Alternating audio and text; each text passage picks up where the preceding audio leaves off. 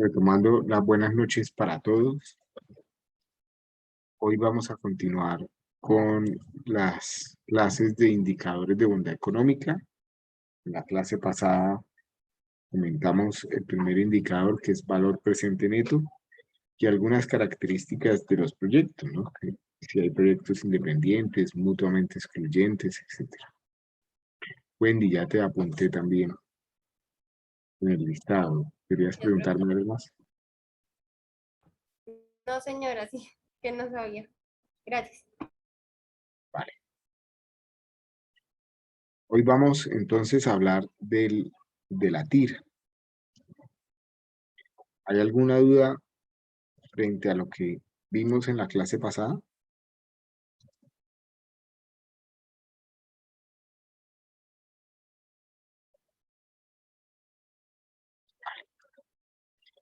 La TIR, o tasa interna de retorno, es de todos los indicadores que vamos a estudiar, el más conocido. Y sin embargo, el más difícil de interpretar y más inadecuadamente utilizado.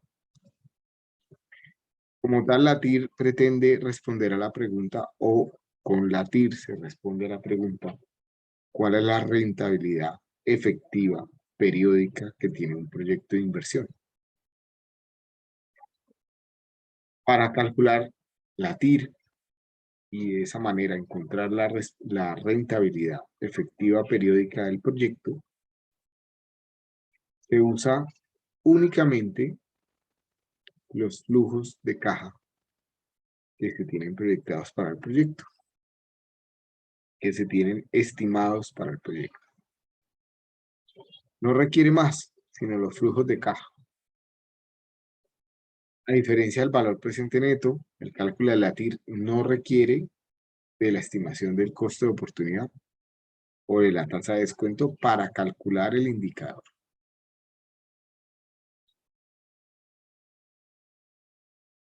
Lo que quiere de alguna forma interpretar la TIR es establecer cuál es la rentabilidad que obtienen los dineros que permanecen invertidos durante la vida de un proyecto. Los dineros que permanecen invertidos. Si hiciéramos un análisis de un negocio que solo tiene un periodo de ejecución, la TIR sería la misma rentabilidad efectiva por periodo. Ejemplo, como puede ocurrir en muchos negocios, ¿cierto? En donde compro algo barato y lo vendo un poco más caro, ¿cierto? Un inmueble que compro barato, espero que haya una valorización y lo vendo. Podría ser un ejemplo típico como el que estamos viendo acá. Si invierto 1.000.000 de pesos, no sé, para comprar una maquinaria o algo en especial, y después de un periodo lo vendo en 1.090.000 pesos, ¿cuál va a ser la TIR? Pues si usamos nuestras ecuaciones de conceptos básicos, que ya vimos hace rato en la clase de ingeniería económica, podríamos decir que esa rentabilidad que tiene el proyecto es la rentabilidad, la tasa de rentabilidad que tiene el proyecto es la rentabilidad del proyecto, es decir, los 90.000 de intereses ganados sobre el millón que se invirtió, es decir, un 9%. 9% para el periodo que duró el negocio, que en este caso no lo sabemos, ¿cierto? ¿Cuánto es?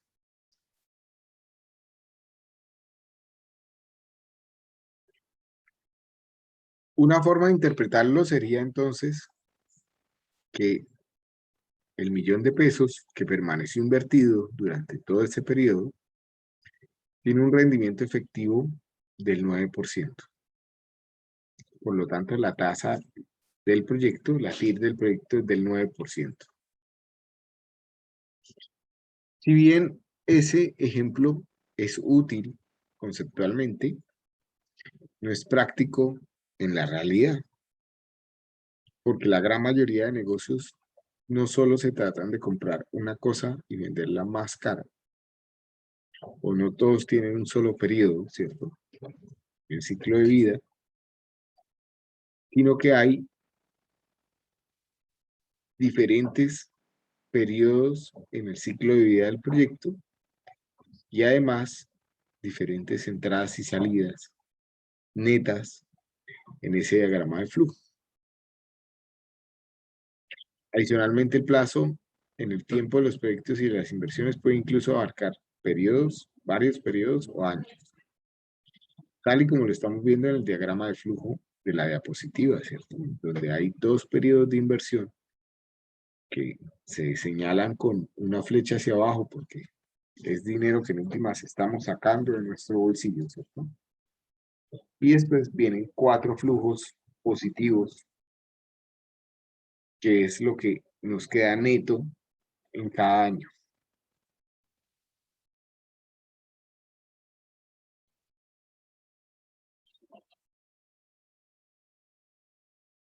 Entonces, si queremos calcular, perdón, me adelanté mucho. Si queremos calcular cuál es la TIR por periodo de un proyecto que tiene un flujo como el que estamos viendo acá, pues tenemos que revisar en parte lo que implícitamente ya habíamos analizado del valor presente neto. Fíjense que cuando el valor presente neto es 0, implícitamente lo que estamos diciendo es que la rentabilidad del proyecto es igual al costo de oportunidad. Luego, si quiero hallar la rentabilidad del proyecto, que es mi TIR, lo que tengo que hacer es formular la ecuación que vuelve 0 mi valor presente neto. O sea, encontrar qué tasa vuelve 0 mi valor presente neto. Y esa tasa pues, va a ser la TIR, va a ser la rentabilidad del proyecto.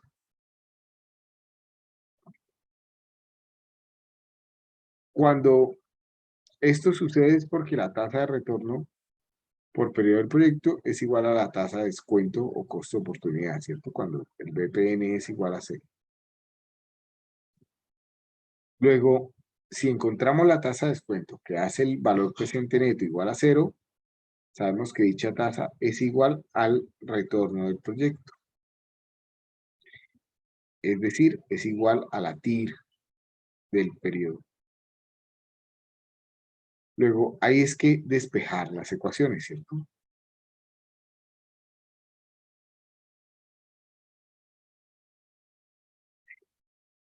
Si tenemos un flujo como el que estamos viendo en pantalla, y para encontrar la TIR, lo que tengo que es buscar la I que en esta sumatoria haga la ecuación igual a 0, sabiendo que conocemos los valores de x sub 0, x sub 1, x sub 2, x sub 3, x sub 4 y x sub 5. Los conocemos. Lo único que tendríamos que despejar entonces es la I. Entonces, fíjense que para encontrar la TIR, matemáticamente hablando, estamos encontrando la raíz de un polinomio de grado n. Entre más periodos de análisis tenga mi proyecto, entre más largo sea el ciclo de vida de mi proyecto, pues el esfuerzo de cálculo es mucho mayor, ¿cierto? A tal punto que a partir de los 5 o incluso de los 6 periodos en adelante, muchas de las calculadoras ya no logran calcular esta tira. Sin embargo, pues tenemos herramientas como es el caso del Excel.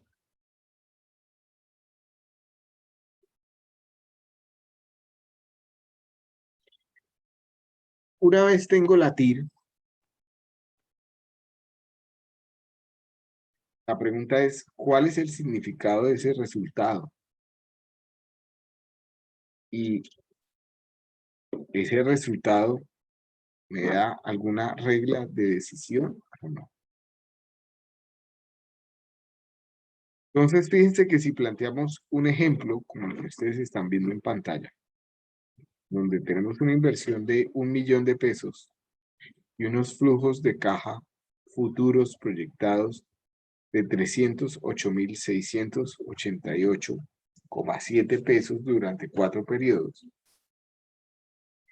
Si calculamos la TIR, es decir, si hacemos nuestra sumatoria de llevar cada uno de estos valores al presente a una tasa X que haga esto igual a 0, que es lo que tengo acá, pues al despejar voy a encontrar que la TIR o la rentabilidad de los dineros que permanecen invertidos en el proyecto es del 9%.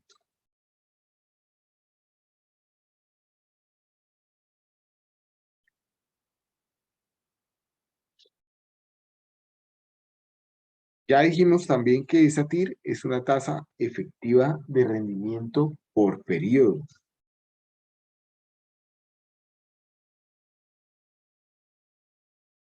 De manera relajada, la interpretación común de ese porcentaje es decir que es el rendimiento efectivo por periodo de los recursos que permanecen invertidos en el proyecto. Luego, si hablamos de una inversión de 1.000.000 de pesos,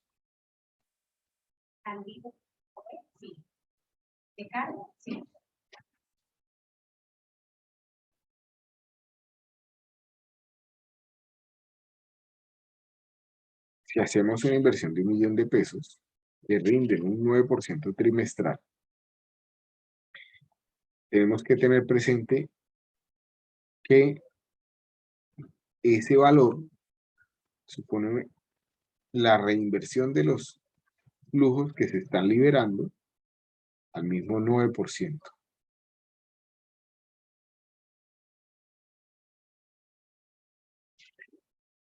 Como en el ejemplo estamos hablando de trimestres,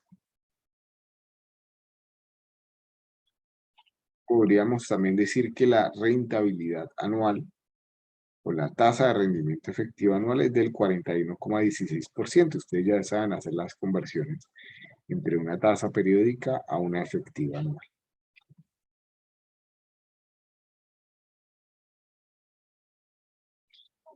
La TIR, entonces, resumiendo o recapitulando nuevamente, es el rendimiento efectivo por periodo de los recursos que permanecen invertidos en el proyecto.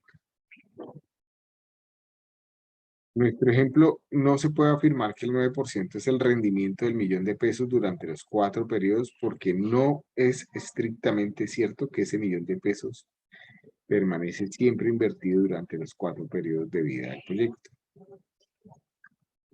Luego, la TIR no nos da información sobre el rendimiento de los recursos que se retiran del proyecto, que se liberan del proyecto, solo sobre los dineros que permanecen invertidos.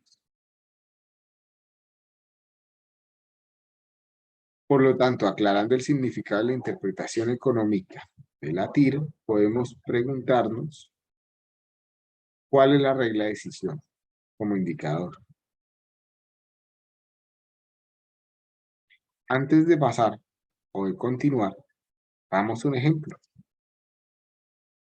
Entonces, supongamos que tenemos un negocio N y unos flujos de caja en años.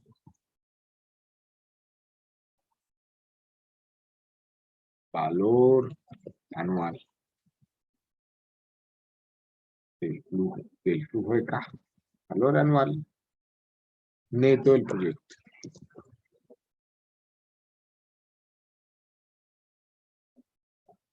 Entonces, suponemos que en el periodo 0, cuando se hace la inversión de X o Y proyecto que yo quiera desarrollar,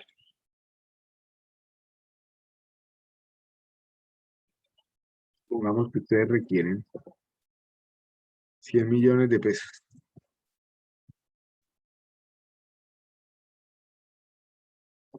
Y que el proyecto va a tener un ciclo de vida de 10 años.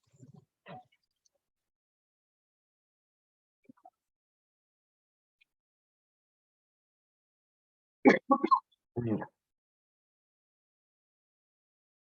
amor, por favor, sale, si me dejas, estoy acá ocupado. El borrador de tabla clínica. ¿Lo presto? Sale, mi amor.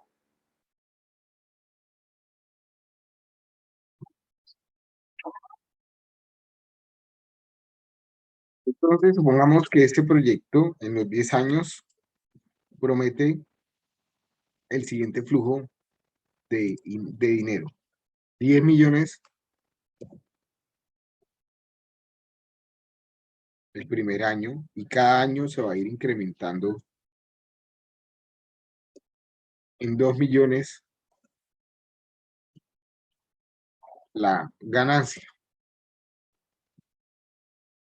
No la ganancia, el flujo neto, el flujo neto que tiene el proyecto. ¿Será que este proyecto es viable o no? ¿Ustedes qué opinan? Los escucho.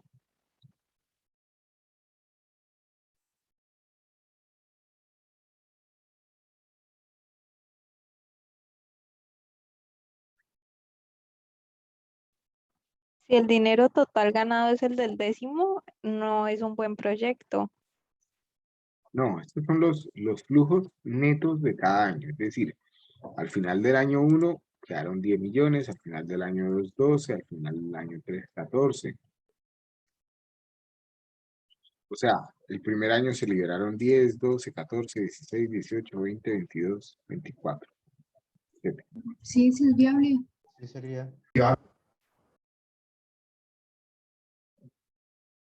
¿Qué necesitan para tomar la decisión? Más que el corazón.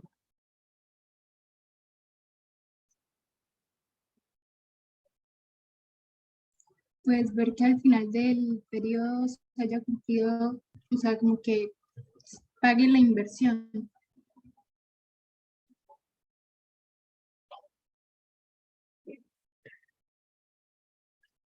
Necesito aplicar unos indicadores de bondad económica, como el valor presente neto y la TIR, que son los que hemos estudiado hasta ahora. Quiero calcular la TIR, ¿cómo la puedo calcular en Excel? Pues hay una fórmula muy difícil de recordar,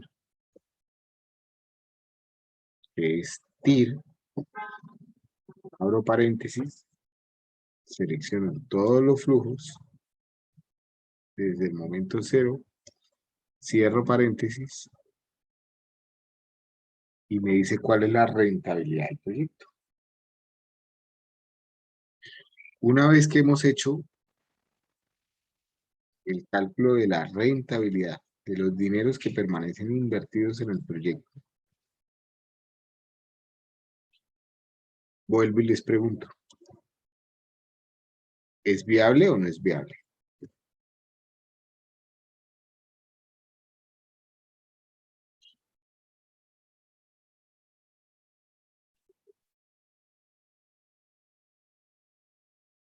¿Qué opinan? Pues yo digo que no, no mucho porque son 10 años a un 11%. Pero ese sería por los 10 años, ¿no, profe? La TIR se interpreta como la rentabilidad por periodo, es decir, un Ah, 11% anual de rentabilidad. Si N son años. En- La rentabilidad del negocio es de un 11% anual. En este caso,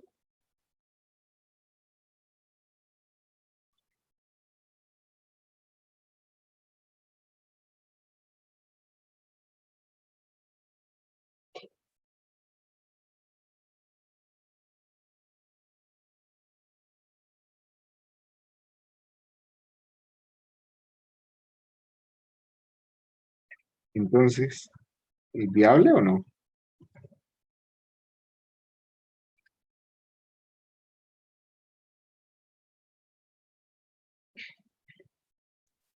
¿Quién dice sí? Por favor, levanten la mano los que crean que el proyecto sí es viable desde el punto de vista económico. Levanten la mano.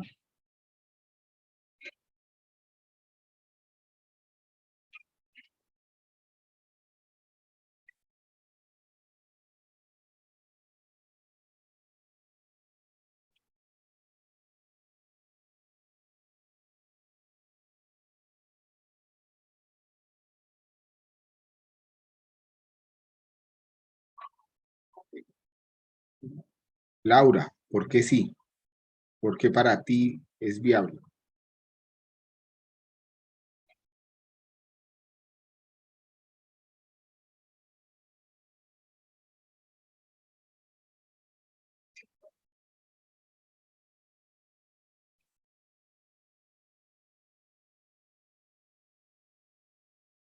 Karen, ya que Laura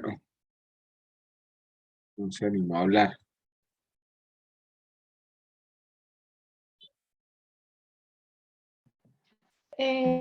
Pues, por ejemplo, yo diría que lo podría comparar con el costo de oportunidad de un CDT, que pues sería, el máximo podría ser del 5% y este nos da de un 11% anual. Entonces, pues diría que es rentable por eso, no sé.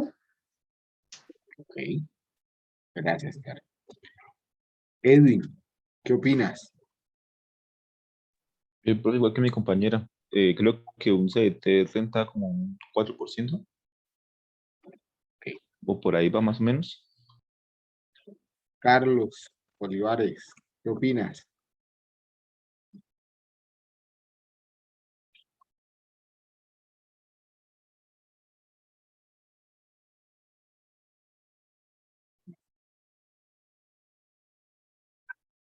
Porque los que no levantaron la mano, que significan que no lo consideran viable, ¿qué opinan?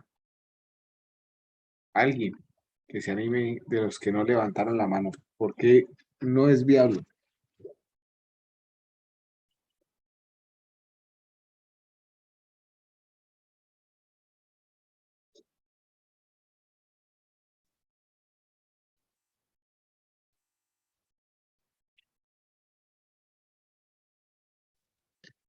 Andrea o Rosenberg,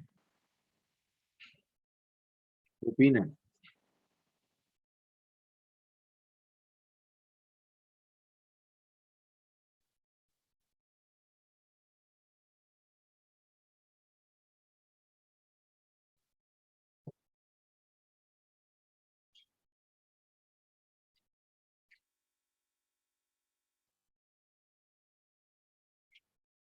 Daniela,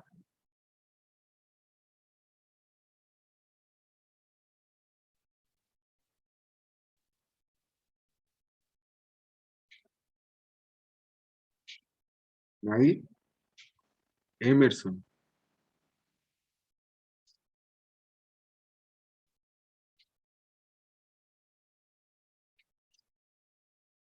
Erwin, ¿qué opinan?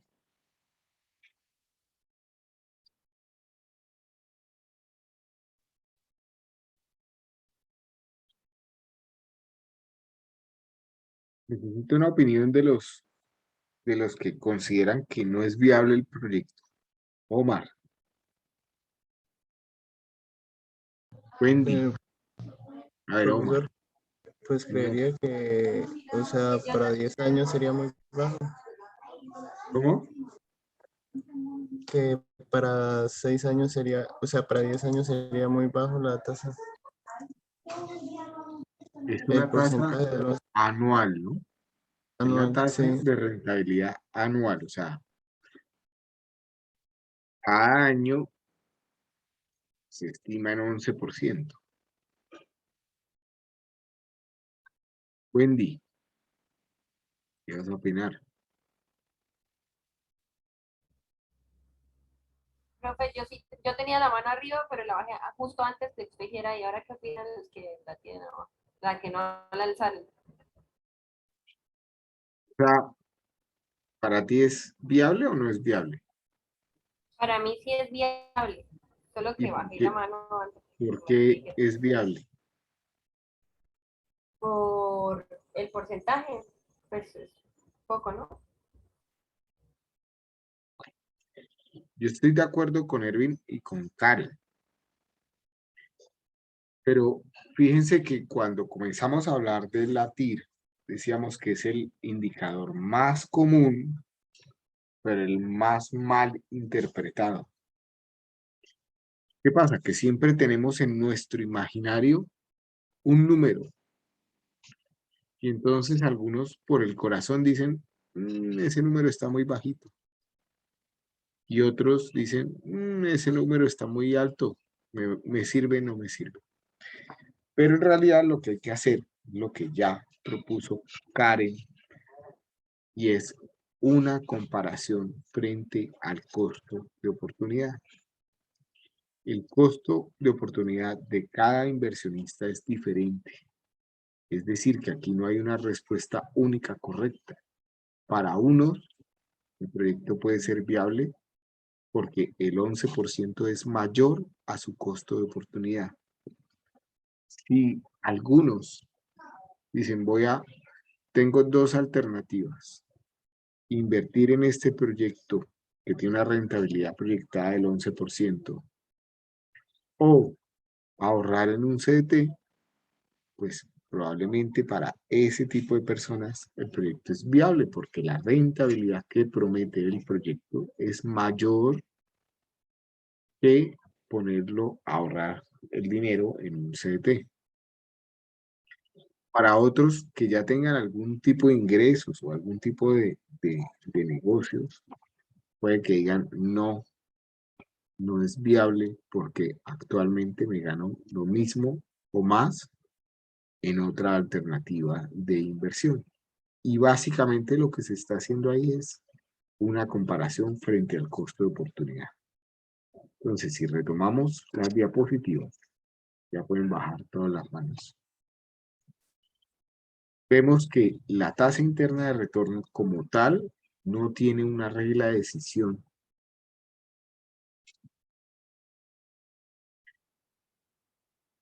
La razón es muy simple. La conveniencia de un proyecto se basa en la capacidad de creación de valor del mismo. Y la TIR es un indicador de rentabilidad, no es un indicador de valor. Simplemente me está diciendo cuánto es la rentabilidad de los dineros que permanecen invertidos en el proyecto. Pero no me está diciendo si estoy creando o destruyendo valor, si estoy ganando o perdiendo dinero. Por lo tanto, por sí solo, el número no me sirve para decir si el proyecto es conveniente o no. Para que me sirva, tengo que compararlo contra el costo de oportunidad, que es, en últimas, el costo del capital invertido en el proyecto. Entonces,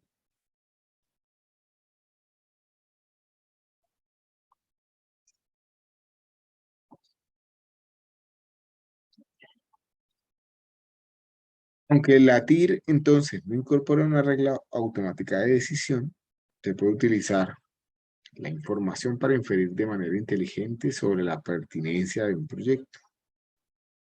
¿Cómo? Pues con esta regla que vamos a crear. Si la TIR es mayor que el costo de oportunidad, el proyecto sí sería conveniente y por lo tanto crea valor. Si la TIR es igual al costo de oportunidad, es indiferente, ni se crea ni se destruye valor. Y si la TIR es menor al costo de oportunidad, no es conveniente desarrollar el proyecto porque se pierde dinero, se destruye valor.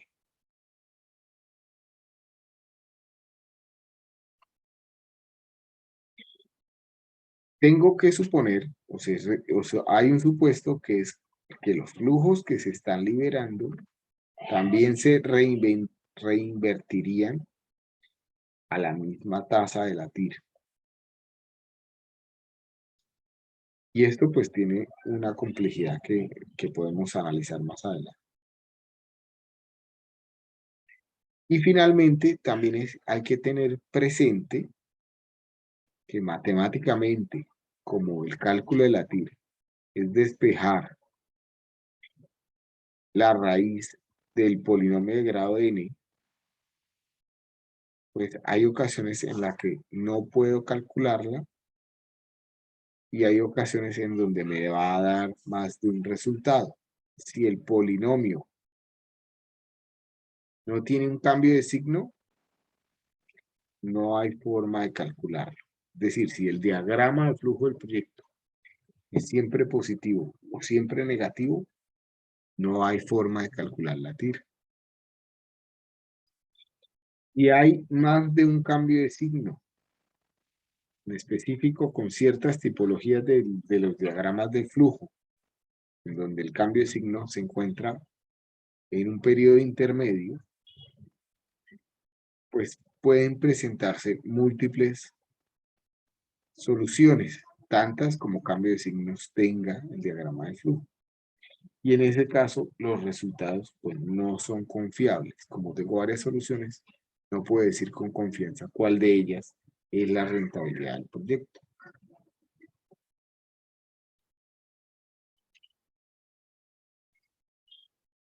¿De acuerdo? En concreto, para efectos prácticos, la implicación es muy sencilla. Para ciertos flujos no convencionales, bien, porque no tienen cambios de signo o porque tienen más de uno, es posible que no exista solución o no se pueda calcular la TIR. Entonces, cuando no hay signo, es decir, como los diagramas que estamos viendo en la diapositiva, o cuando haya más de un cambio de signo, como el diagrama que estamos viendo abajo, no hay forma de calcular. ¿Dudas? ¿Inquietudes?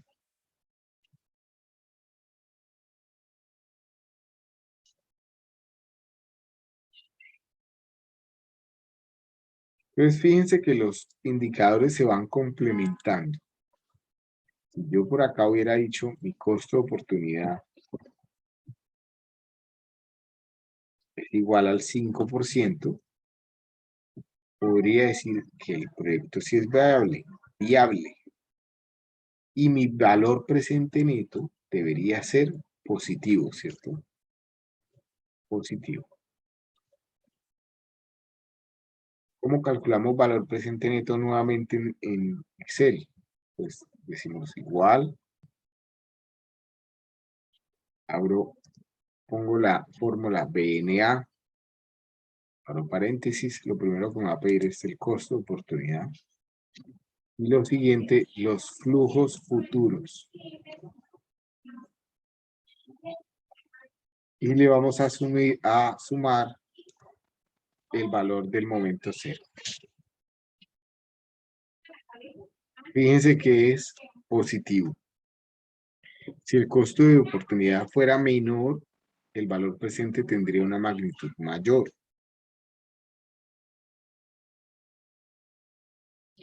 Esto quiere decir que el proyecto en ambos casos es viable, pero si logro reducir el costo de oportunidad, pues la ganancia sería mayor. Esto no me dice cuánto dinero voy a ganar, pero la magnitud, el cambio en la magnitud, sí me dice si voy a crear más valor o menos valor. O sea, si voy a tener más ganancia o menos ganancia.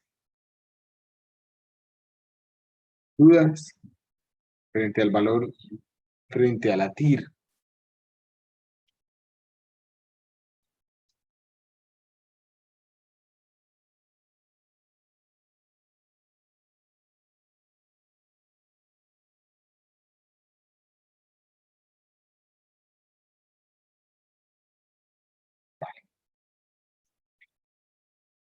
Por hoy vamos a dejar hasta acá el tema teórico. En la próxima clase vemos los indicadores que hacen falta. Cambio, les hago la pregunta, ¿qué dudas tienen frente al entregable del domingo, frente al caso de negocio? a la presentación y a las plantillas del caso de negocio. ¿Tienen alguna duda? Hola, profe, buenas noches. Hágale, compañero, pregunta primero. Profe, en el caso de los APU del transporte, por ejemplo, si en la distancia dice, la distancia siempre es fija, o sea, por ejemplo, si digo que la distancia es de 1 kilómetro, significa que siempre se va a transportar 1 kilómetro, ese producto.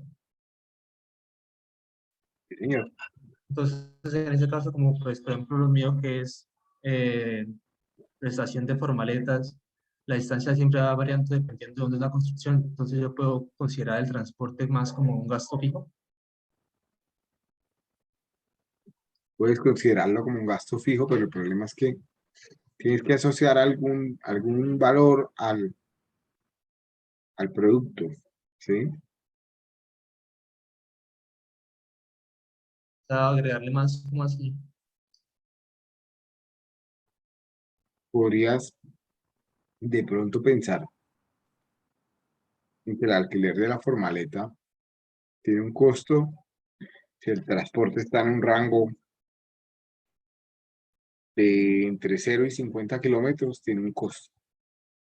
Y entre 50 y 100 kilómetros tiene otro costo, y entre 100 kilómetros y 200 kilómetros otro costo. Pues dependiendo a qué tan cerca o qué tan lejos vayas a alquilar la formaleta, pues puedes sacar 3 productos diferentes para lo mismo, simplemente diferenciando por las distancias. Mm, ¿Sí me hice entender? sí. O podría, por ejemplo, agregar como un servicio, un producto aparte que sea el servicio del transporte. O el servicio de transporte. Una cosa es, eso también es una buena idea. Entonces ustedes simplemente sacan un valor por kilómetro de transporte. Ah, listo. Está el servicio del alquiler, que incluye el Las- cargue y el descargue, por ejemplo. Y está el servicio del transporte, como otro valor, como otro producto. Puede ser así, y así más fácil. listo, profe, gracias. Y Profe, más fácil de ajustar también, de que el cliente final sepa exactamente cuánto le va a costar. Ender, profe, para la simulación del crédito, ¿debemos elegir si lo vamos a hacer por cuota fija o por amortización fija, o debemos hacer los dos y de ahí sacar deben, uno? ¿O qué? deben hacer las dos simulaciones, por cuota fija y por amortización fija. Y el valor a prestar es el correspondiente al mínimo al 60% de la inversión, que es lo que habíamos definido, ¿cierto? Listo, pero entonces yo ahí coloco de pronto cuál de los dos, por cuál de los dos créditos opto, No, si por el de cuota fija lo que o... me interesa es que hagan las dos simulaciones. Listo, listo, profe. Profe, otra cosita. En la parte 2 de entorno de análisis de mercado hay un ítem que es de ventas estimadas por año, ¿sí? Sí, Entonces, nuestra empresa, nosotros somos contratistas de construcción, entonces nuestras ventas van sobre la marcha a medida que vayan saliendo los proyectos. Puede que un proyecto salga, un ejemplo, una torre, 20 apartamentos, o como puede que salgan edificios pequeños de 4 o 5 pisos. Entonces ese valor es muy, oscila ese bastante, valor, no se tiene precisión. ¿Sí me hago ni- entender? ninguno de los proyectos analizados tiene con certeza cuánto es que va a vender. Ese es en últimas el dato más importante. Yo puedo viabilizar cualquier proyecto, cualquiera, si digo que voy a tener muchas ventas. Obviamente si los costos de producción son menores al valor de venta, pero eso ya se supone que es así. Pero Pero puedo entonces, viabilizar cualquier proyecto diciendo que va a vender muchísimo, ¿no? Pues ahí no queda de otra sino hacer un supuesto de cuánto va a ser las ventas. ¿Sí? Es decir, nosotros podemos decir, bueno, este año nosotros vamos a tener la meta de facturar 500 millones. Exacto. Entonces, fíjate una cosa importante, que ya ustedes mismos ahí, sin querer, ya definieron una meta que podría estar en la propuesta de valor, en la descripción de la propuesta de valor, o que podría estar en el resumen ejecutivo, cuando hablamos en un caso de negocio, ¿cierto? Que se tiene proyectado vender mínimo tanto el primer año, ¿sí? Cuando uno coloca un negocio, un emprendimiento, hay que colocarse ese tipo de metas, porque, y hay que hacerlas lo más real posible, o lo más alcanzables posibles, ¿sí? El tema es no colocar el número porque sí, sino qué tengo que hacer para que se vuelva realidad, para que en efecto pueda vender lo que haya prometido vender, ¿sí? Pues si yo digo, si mi meta es vender, si mi negocio es un negocio de empanadas y digo que voy a vender 3.000 empanadas al día, ¿qué tengo que hacer? ¿Cuántos puntos tengo que poner? ¿Cómo tiene que ser la logística? Etcétera. Es lo mismo decir que voy a vender 3.000 al día que vender 100 al día, ¿cierto?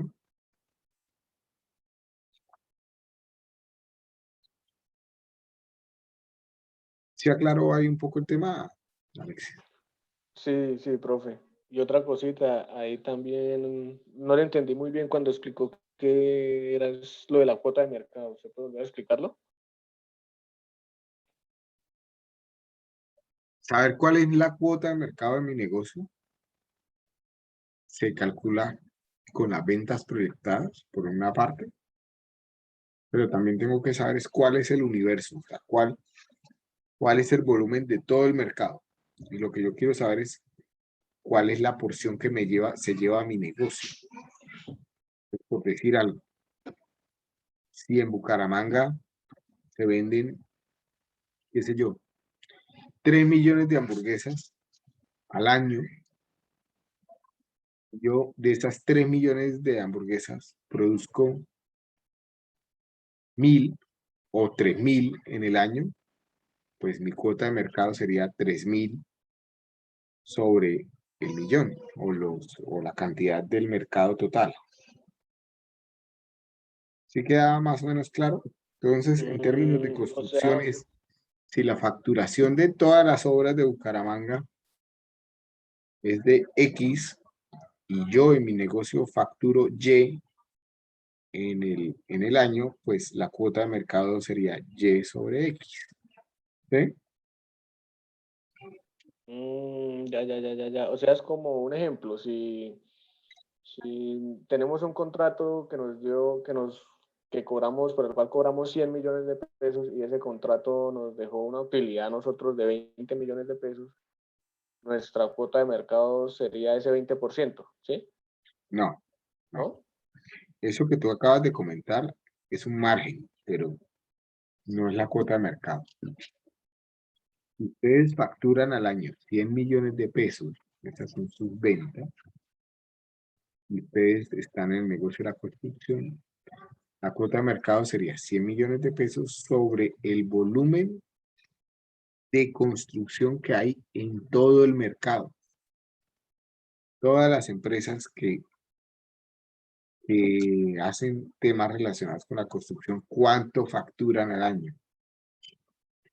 Es por eso que es muy raro encontrar cuotas de mercado de más de 2 dígitos, porcentualmente hablando. O sea, una cuota de mercado normal está por debajo del 5%. ¿Sí?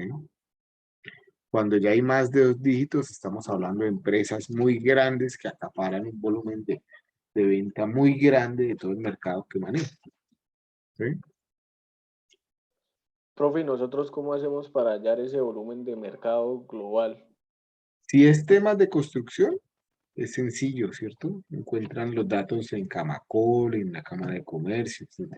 Es una cuestión de investigar.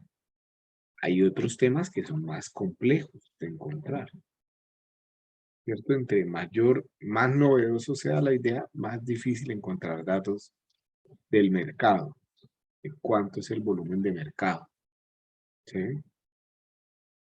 Pero hay que intentar asociarlos, a buscar la estadística de lo que se quiera hacer, de cuánto se mueve en general. La razón, el hecho de que sea difícil para nosotros que somos, ustedes que están estudiando ingeniería civil, porque si estuvieran estudiando mercadeo, esto lo haríamos muy estricto, ¿sí? Pero esa es la razón fundamental por la que el modelo financiero que se va a montar, se monta en función de unas ventas estimadas y no en función de una cuota de mercado. ¿Sí? Yo quiero que ustedes sepan qué es una cuota de mercado y que intenten buscar cuál es la cuota de mercado de su negocio, pero el modelo va a funcionar con base en unas ventas proyectadas. ¿De acuerdo?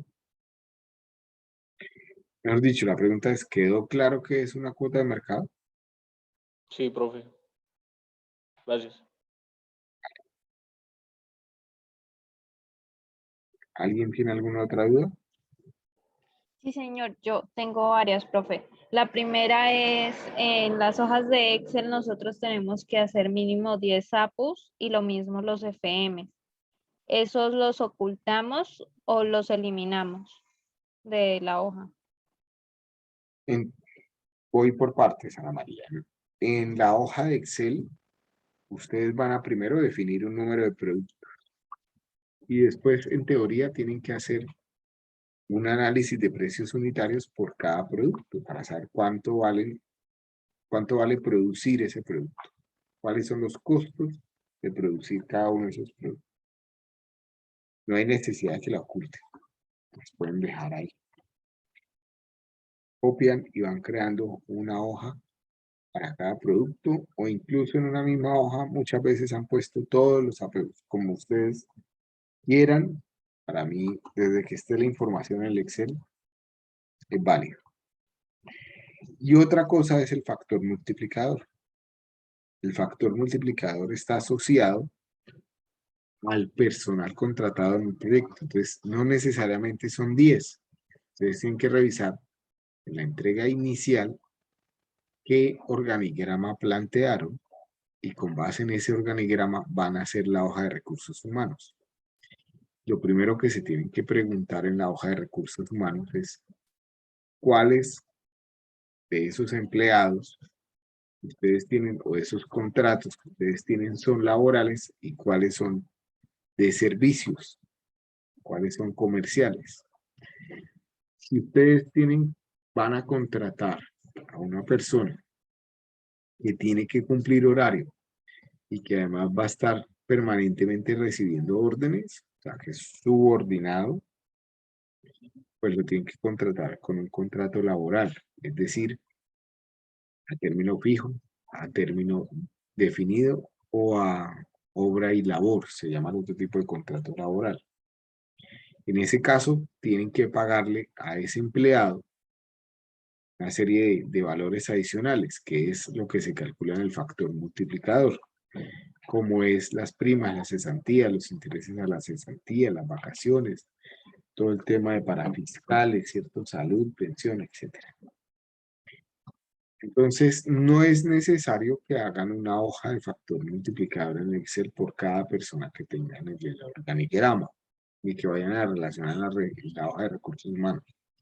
Es necesario que ustedes hagan el análisis y el numerito que les sale de factor multiplicador lo trasladan a la hoja de recursos humanos para cada uno de los cargos que ustedes tengan proyectado. Bueno, señor, otra pregunta. El capital asignado es diferente a los activos, ¿cierto? El capital es como la inversión que hice. Y esa pregunta, ¿a qué celda se relaciona realmente? El capital asignado lo pregunto por la hoja de constitución para el impuesto de registro en Cámara de Comercio.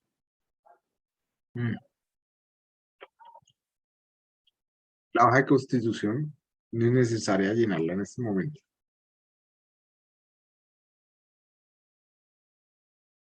Ah, ok, profe. Pero, Y pero el capital asignado, a ver, para la constitución, podrías tomar el valor de la inversión. Podría ser el capital que van a tener en el negocio. Podrías tomar el valor de la inversión.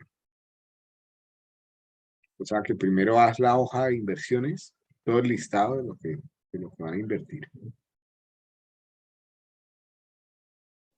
sí, señor. Otra pregunta, profe.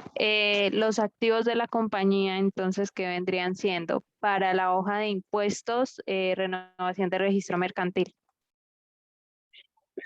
La hoja de impuestos no se está solicitando en este entregable, ni la hoja de constitución. Lo vamos a ver en la tercera parte. Y ya vamos a hablar de qué es un activo, qué es un pasivo, qué es patrimonio más adelante. Ay, sí, profe, qué pena, no tenía claro esa parte. Luego eso no es necesario en este momento.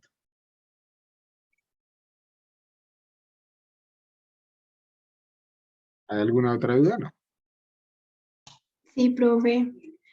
Profe, lo que pasa es que, bueno, inicialmente nuestro caso de negocio es una constructora, pero entonces tenemos, bueno, dentro de los productos que ofrecemos, en realidad, creo, si no estoy mal, bueno, de lo que hicimos para la primera parte solo es uno, que es como edificaciones, por decirlo así, o construcciones de apartamentos. Pero entonces, en cuanto a los productos, como su merced decía que era, como su merced decía que era en mínimo 10. Entonces, profe, la verdad no sabemos cómo hacer la parte de lo de los APU para, pues, para ese tipo de negocio, porque digamos, yo, según lo que entiendo, digamos, en el APU iniciaría desde el terreno, digamos que desde el estudio del terreno, no sé, y todo, profe, digamos, las baldosas, una cosa, otra, entonces, Perdón. Pero, a ver, porque no me quedó claro. ¿Ustedes van a hacer un edificio o van a hacer varios edificios? ¿O qué van a analizar como constructora?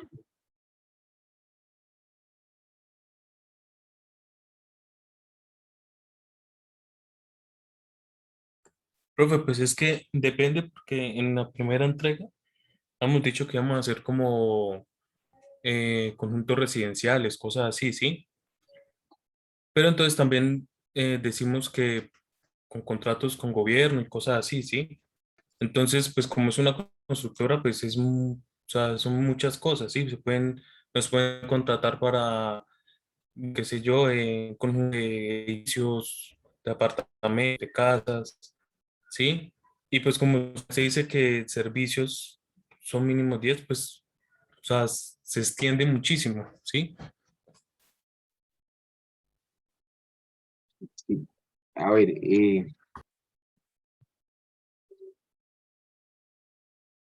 tienen que, para no extenderse tanto, pensar en un proyecto específico. Es decir, algo, un conjunto de casas. ¿Sí? Y entonces lo que tienen que hacer, aunque no salgan 10 productos, es definir cuáles son las tipologías de casas que van a vender de ese conjunto. Y esos serían sus productos. Si no fuera un conjunto de casas, sino un edificio, los productos serían la tipología de los apartamentos que ustedes van a vender. ¿Sí?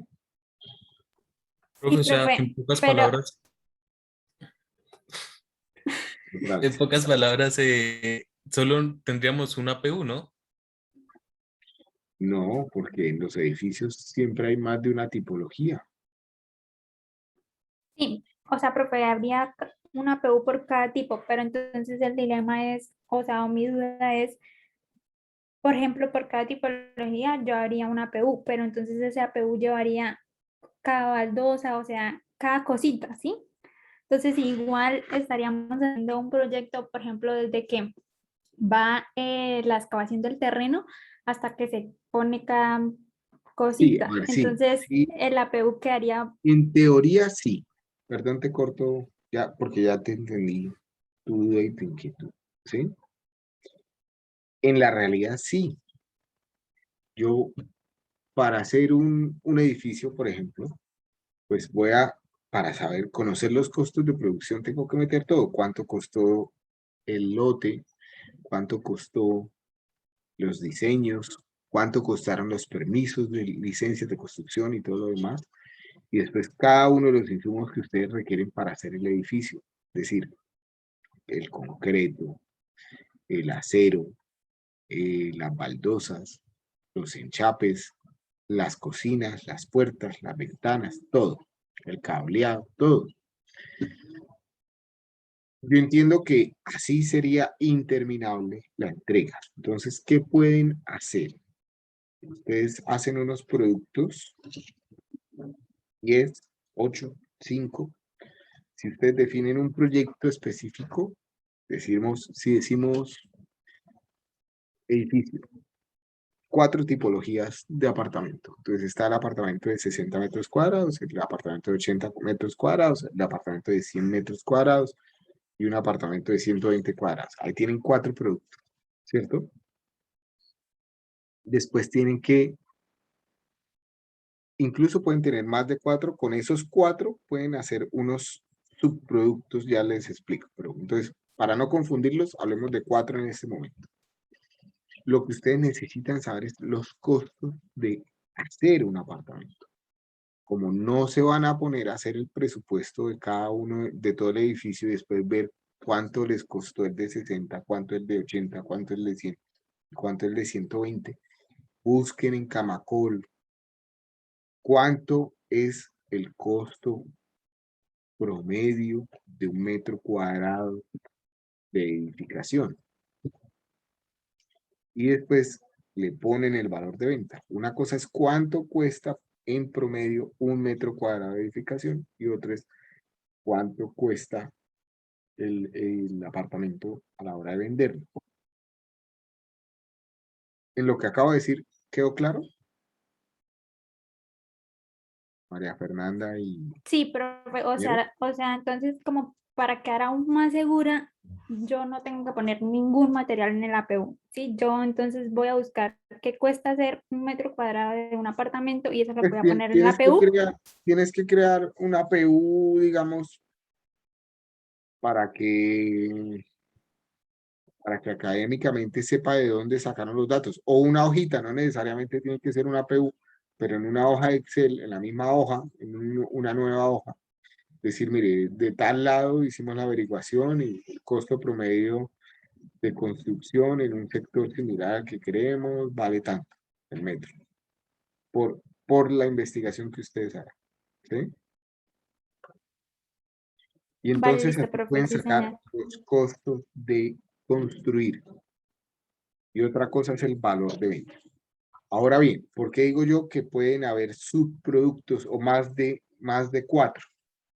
Porque una cosa es que yo venda un apartamento de 60 metros, otro de 80, otro de 100 y otro de 120 y otro que todos me van a valer lo mismo construirlos porque digamos en términos de calidad no le voy a variar al edificio nada, pero no vale lo mismo el apartamento de 60 metros de los primeros 3 pisos que el de los últimos 16 pisos.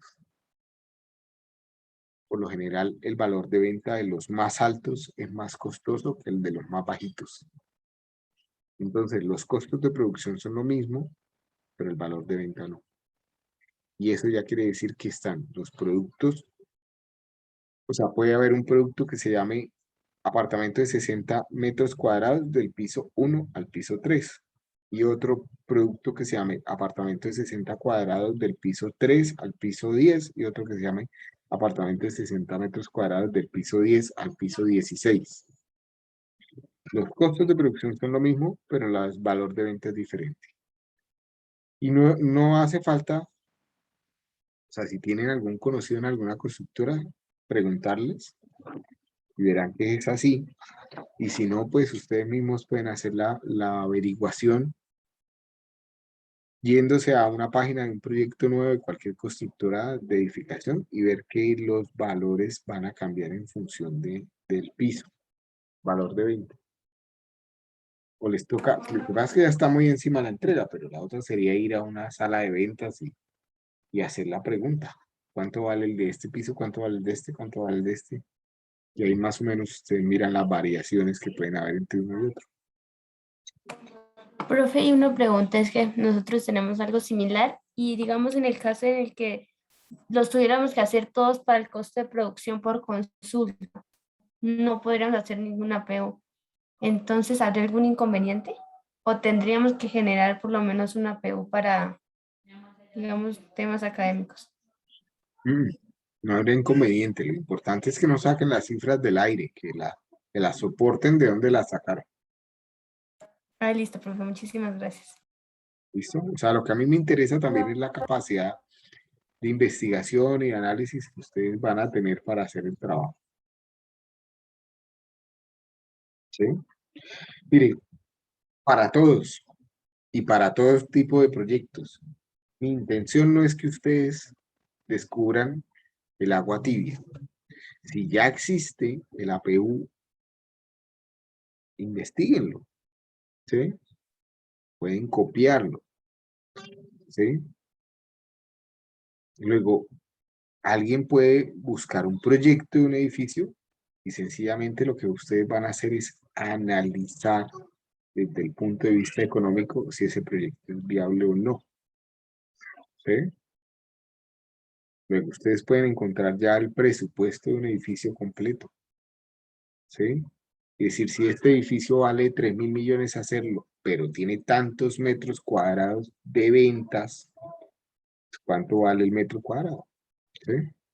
Y entonces así se ajustan también más a la realidad o a una realidad específica. ¿Sí? Es otra alternativa que pueden tener para hacer el mismo análisis. ¿Sí?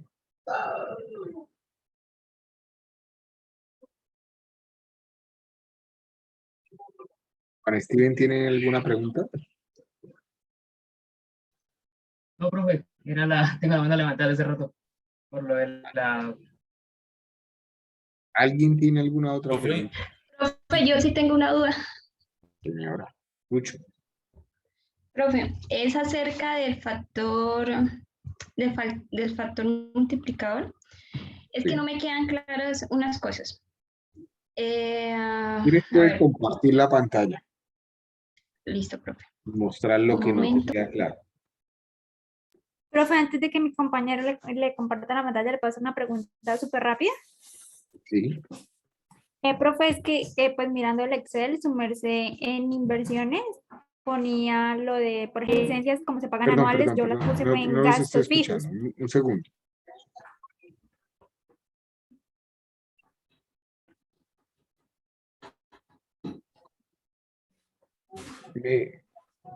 ¿Me repite la pregunta, por favor?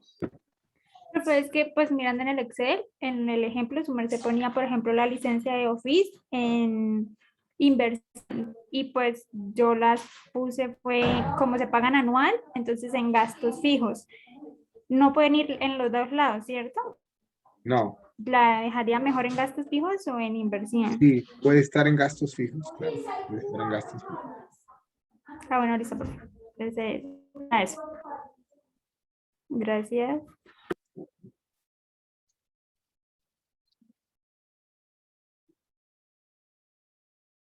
Bueno, profe, es que, a ver, por aquí en lo de recursos humanos, bueno, esto, aquí en el factor multiplicador, profe, en esta plantilla aparece para fiscales. Ahí no es solo para fiscales, sino el factor multiplicador total. ¿Sí, profe? Sí, exacto. Listo. El número que te dé en la hoja FM. El número que te da en la parte superior. Profe, y aquí es que nosotros tenemos un empleado que sería por prestación de servicios.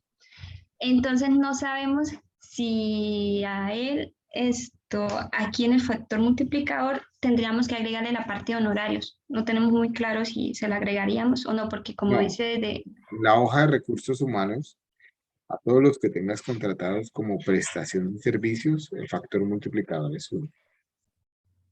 Ah, ¿es 1? Uno. Listo, profe. O sea, No es tiene, que o sea, había averiguado por internet y pues aparece que para lo de prestación de servicios sí se le deben aplicar honorarios. Entonces, por eso tenía la duda. Teníamos la duda. es que el contrato de prestación de servicios es un contrato comercial, es decir, uno no paga un salario, uno paga honorarios. Entonces el valor que tú estás pagando allá son honorarios. Lo Ah, que listo. sí tengo yo que garantizar como contratante es que a la persona que yo contrato esté cubierta con seguridad. Es decir, le puedo exigir a esa persona, a ese diseñador web, que tenga salud y pensión, pero él ya mirará cómo lo paga, saldrá de sus honorarios. Listo, Por ahí eso no no hay factor involucraría, no nos multiplicador. involucraría.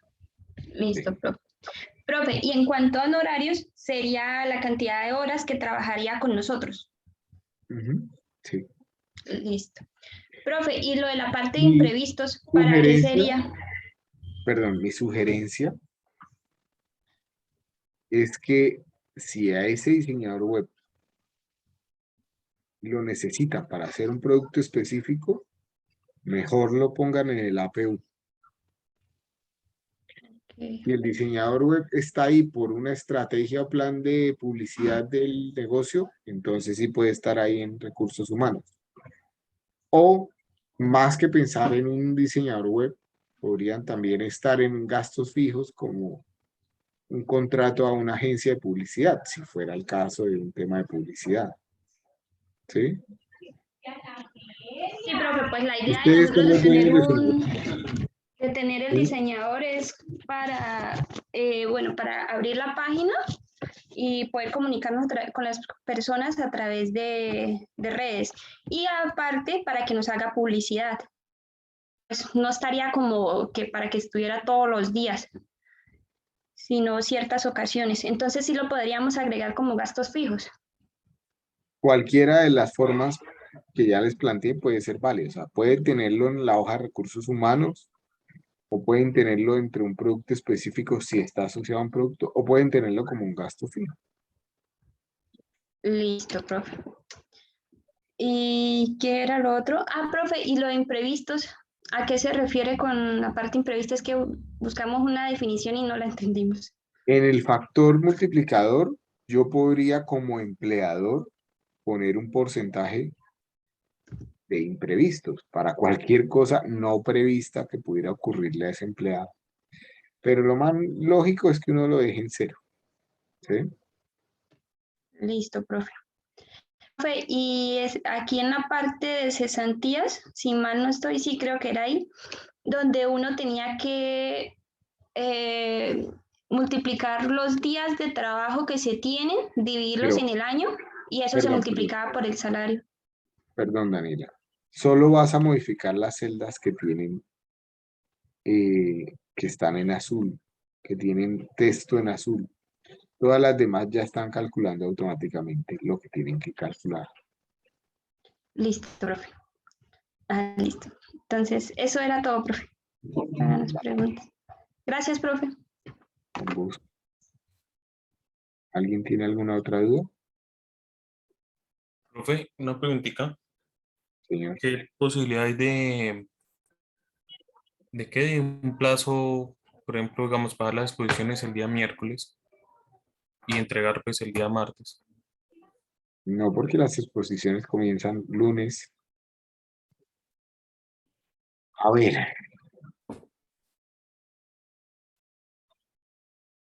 ¿Cómo estamos de calendario? Dame un segundo, por favor. Profe, una preguntita respecto al calendario. Es que esto salió como el comunicado, creo que se había cortado una semana, ¿o no es así? No sé.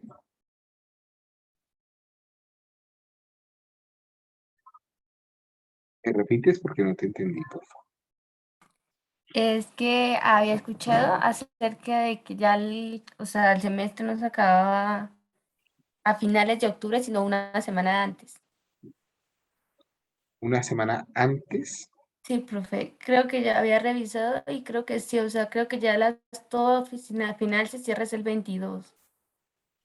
¿Alguien me Pero puede, por favor, confirmar eso? eso, o sea, no sé si sea pues Sí, profe. correcto o no. Sí, profe, pues mandaron un comunicado diciendo eso y que supuestamente retomamos el otro semestre, es que el 2 de noviembre.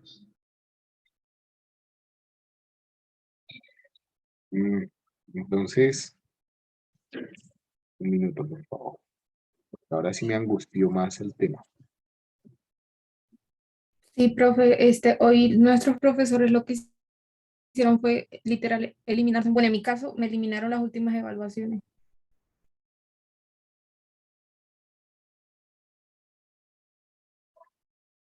A ver, nosotros estamos hoy a 15. Yo tengo que íbamos en la semana, o sea que iríamos ¿hasta cuándo? Supuestamente hasta el 22, profe. 22 de Octubre. octubre. Y antes, ¿hasta cuándo lo teníamos? Hasta el 29.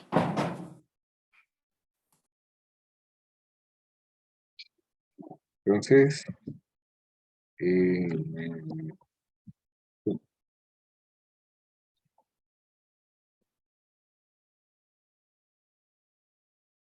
calendario académico WIS. Un minuto lo estoy buscando. Y hay Profe, algo, pues, si quieres, nos pasaron el comunicado, si quiere lo paso al grupo.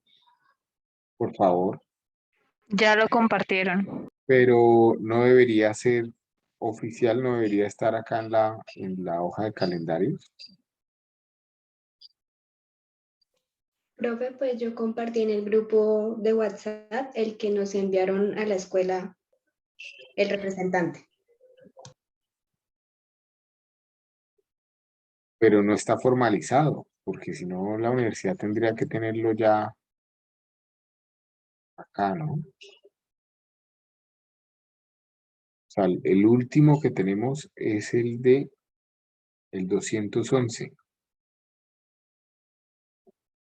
¿no? Pues, profe, a las redes sociales de la universidad lo subieron hace menos de media hora, ese nuevo calendario. Ya. ¿Y con qué objeto hicieron eso? O no se sabe. Supongo que por el hecho de nivelar un poco el calendario, por lo atrasado que estamos, pero pues no sé, la verdad. Lo digo como por Yo decirlo, por hallar alguna razón. yo lo que escuché era que era para que se cumplieran los plazos para que valiera la matrícula cero, porque si no, si empezamos después del 10 de noviembre, algo así, ya la gobernación no daba esa plata. Ok, bueno, entonces se va a hacer seguro algún comunicado para el tema mañana, oficial, si es así. Ustedes lo que pasa es que tienen información privilegiada. ¿Sí?